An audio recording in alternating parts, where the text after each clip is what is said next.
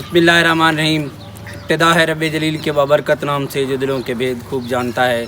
देखती आँखों सुनते कानों मलिक मोहम्मद ज़मान उतरा और मलिक मोहम्मद इरफान उतरा का सलाम पहुँचे।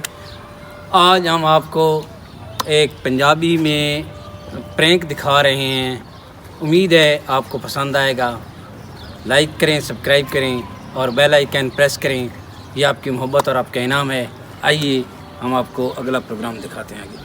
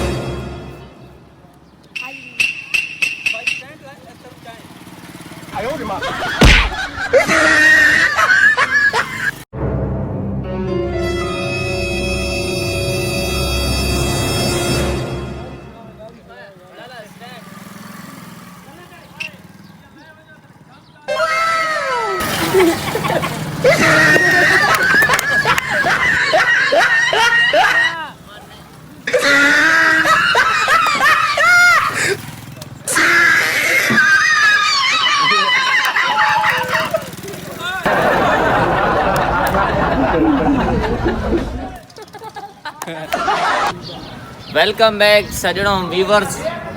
साड़ी आई थी मतलब प्रैंक वीडियो तो कि'यां लगी तुस कमेंट लाजमी दसना।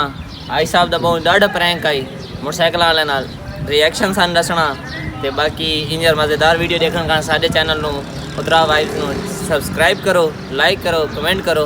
बाकी आई साहब ठीक है जी दोस्तों, हूँ थोड़े को इजाज़त गिनने वेद रहा है वतन की खूबसूरती दे रंग उतरा वाइब दे संग।